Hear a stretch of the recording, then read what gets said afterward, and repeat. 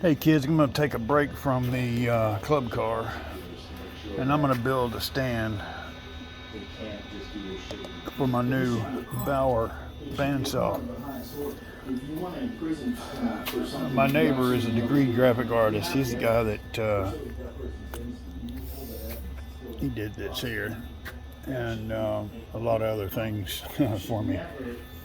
And he's a big inspiration to me and a lot of things that I do. He started looking online for ideas and said, man, why am I looking at these dudes? Just go grab my stuff and get it done. And when I bought this, I went online and started looking, and I seen some really cool designs and all that stuff, but then I went across the street and I looked at his. His is simple, it's quick, it's light, and you can store your bandsaw in it, and you can grab it with one hand, pull it out, bam, bam. It's just kind of that quick. I'm going to make a couple of changes to mine. God, look at this table, it's horrible. I'm going to make some changes between his design and some things that I want to do. But that's the beautiful part about seeing somebody's design, is you can always kind of change it a little bit, make something a little bit better maybe for your application. And the first thing that I did is I went and I found this thing here. It's off the bottom of an old air compressor. One of those little cheap air compressors from Kmart or something. And it was only about this wide here. And I broke these off. The only reason I'm using it is because it's got these really cool rubber feet. And that right there is 14 inches wide and 14 inches long. So that's going to be our base. And all of this stuff is scrap. If you don't believe me, look at what I'm cutting apart here. See, that's a piece of square tubing with a piece of angle welded to it with some kind of crazy project I was working on that I needed. But that's all I'm going to do, is I'm going to use scrap for this. Bent pieces, stuff out of the garbage, and we're going to make us a stand. So kick back and let's do this together. Okay, so I didn't take one measurement off of his. All I did was take a picture that I'm referring back to. Here's a picture of it. His is not as wide as mine. This is 14 wide, 14 long. And I've got two uprights that are 17 inches long. And this is some old rusty square tubing I found laying behind the house. And we're going to put these two guys straight up, and then we'll start building off of that.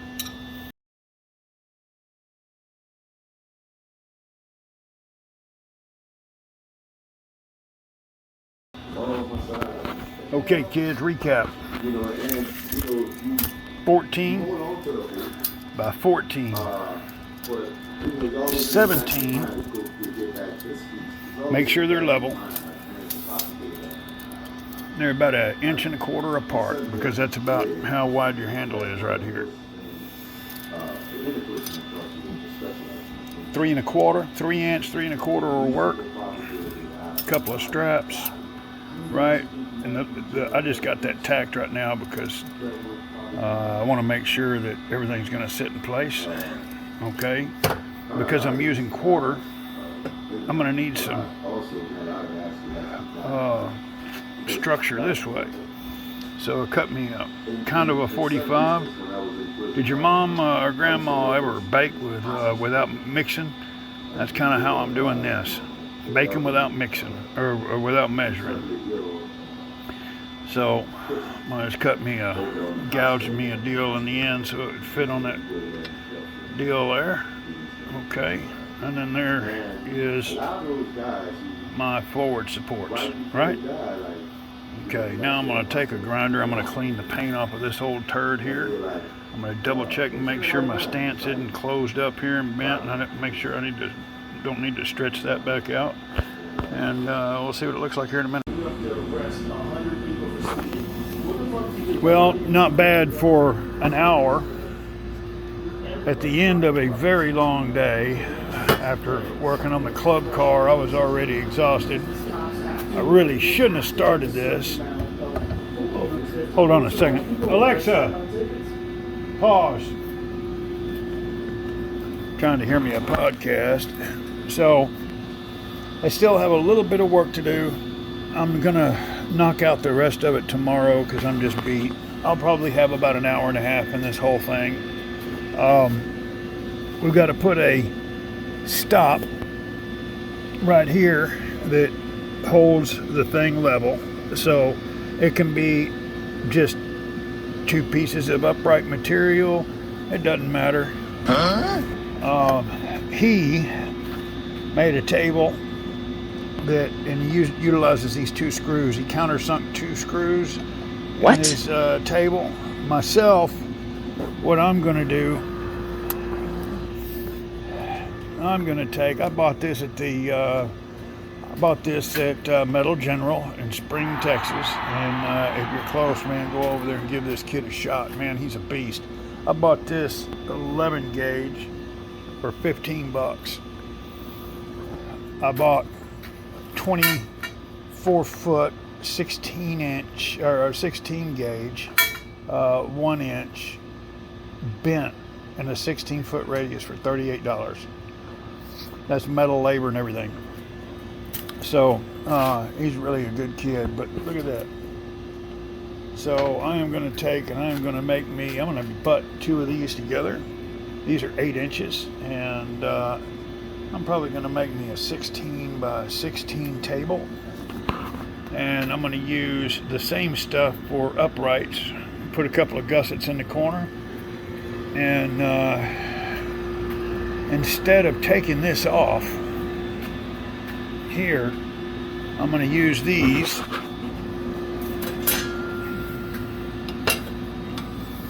I'm going to weld these here on the side, and I'm going to drill holes in the side plate.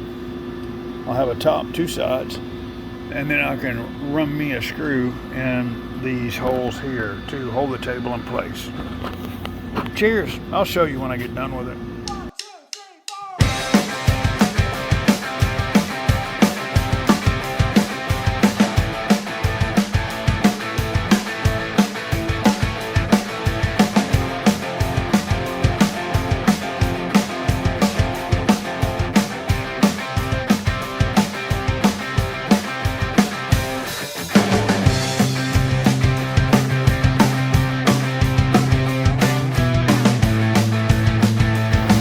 As promised, a quick follow-up on the Bandsaw table, the 1 hour Bandsaw table from scraps. Okay, let me back up and say I've got another 45 minutes in this. Oh yeah. And that's probably going to be included in the video. I'm still going to sand it down and paint it. Okay. What? But, you know, it is built. So, I was going to do some things with some pins to hold it in place, all that stuff, but it's just not needed. So theoretically, this is scrap. I bought this. It was scrap at my metal guys. I bought a 8-foot sheet, I think it was, 8-foot sheet of it. It's 8 inches wide, and for 15 bucks. And it is 11 gauge, I believe. And let's see here. It may not look square when you're looking at it, but it is. For some reason, it's got kind of a weird thing with your eye. It makes it look like it's, you know, a little crooked, but I'll show you that in a minute. So, all I did was I took a piece of scrap flat bar, thin flat bar, and measured the width of the handle here, and transferred that onto a piece of flat bar, put it over in a vise, beat it over with a hammer, put a little block down here of 1 inch square tubing, about 1.5 inches long, just so I could tack weld it, space it up, and have something to go on here. You see what's going on here? And again, this isn't my design. This is a,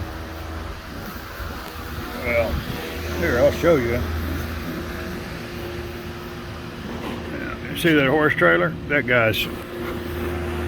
So, I did plagiarize his build. Because, you know, I was looking at, you know, I like the other ones, but the one thing I didn't like about all the other ones, you hang everything off of this. And, you know, let's face it, guys, this is a Harbor Freight unit.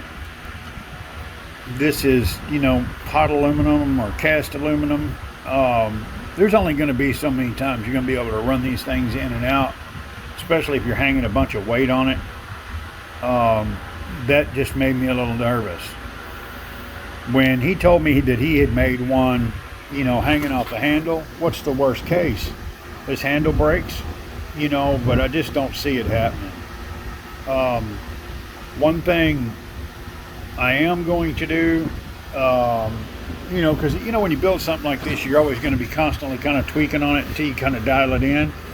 But if you'll notice the, you know, the gap in here, and you see how it's kind of setting over to one side, I'm probably going to shim this, because when it's sitting there where this is here on my table, my blade is a perfect 90 degrees, and that's what we're after. So I've got a perfect 90 this way, and I got a perfect 90 this way. Okay, so again, this was an old compressor that died, and it had 2 tanks, and I saved the tanks. I ended up using the tanks for fuel can. Well, one of them I've used for a fuel can. I made a fuel can out of on a golf cart or a go-kart. The other one I made a air tank on a SUV, so they can carry air with them. And we made a front bumper that was a big air tank that would hold 450 or 500 pounds of pressure. We put a regulator on it, so there was always air out in the field if they had a flat while they were out four-wheeling, and they wanted something on their small four-wheeler, so we built one out of that air tank. And I had that little stand left over, and the only reason I grabbed it is because of the 4 rubber feet. And man, I tell you what, that was a nice thing, because I don't get a bunch of noise. Couple of cross members, wham bam, thank you ma'am. Really, all you got to do, make you a seat that sits on the ground, 2 uprights a little bit longer than your machine is tall, or a little taller than your machine is long, and a couple of little outriggers, some horseshoes for the handle, and then figure out what you need to do down there. Bam, bam, real simple. And again, this is a 11 gauge. I was hoping that this was going to be enough, but with this reach, there's a little bit of play in it, so I'm probably going to put a carefully, because you don't want to bump into anything, and I don't want to impede me from reaching up and clamping on the side or the front of the table if I want to do that later. I noticed that was a problem with one of the guys' builds on the other design. But right now, as it goes, that thing there in the back probably weighs about 10 pounds. This is probably 7 pounds. And I notched it out. And you know, if you don't have the rubber feet down there, you can do the same thing. You can just weld you a bolt here and weld you a bolt over there, and then notch out where that bolt is, so when you roll it in, it'll slide over the bolt. Okay, so see, now that's a done deal. You see how quick that was? I just put it in place like this here, roll it in place, let it go, bam. Okay, and look at that, bam. So you need to get this machine out, pull your table, set it aside, grab your machine, and you're out of there. That easy. So I am while I was moving that, putting that table there, I ran my cable through here, which I think I can get away from having to do. Let's see if I can get my hand over here again. This is hard to do. Okay, so portable use. That slides into place there. Grab your table.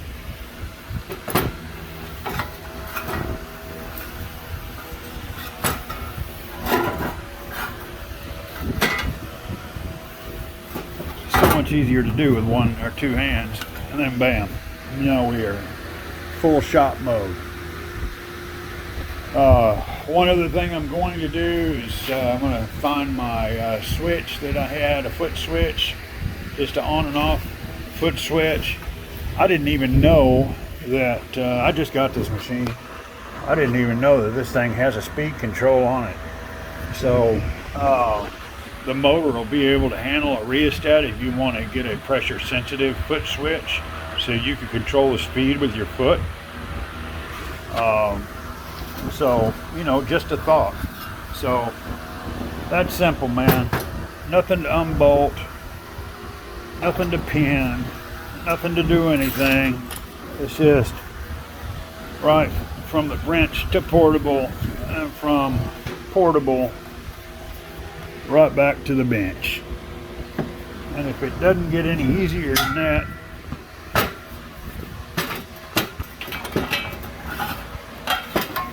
bam, that takes all of about 5 seconds to go from one to the next. Hope you enjoyed it. If you got any questions, let me know. And you know, like I said, I'm gonna keep adding. I may add another 8-inch section here to open my table up. I may hinge it, you know, so it'll lay down here in the front, so I can pull it out and it'll lock into place if I need it. And if I don't, I can fold it down. And I may put something over here so I can control 45 cuts, 90-degree cuts, or whatever. But you know what? I may not. The original plan was to build something to where the machine would tilt, you know, from 45 to 0. But, you know, who needs it? All you got to do is turn the piece this way if you want to cut that way. All right, man. We'll talk to y'all later. Y'all be good. Off to the cart. I got to finish that thing now. Buddy, you're a boy, make it big. Playing at the street, gotta be a big man someday. You got a man on the fast, you're big disgrace, kicking your can all over this place. We will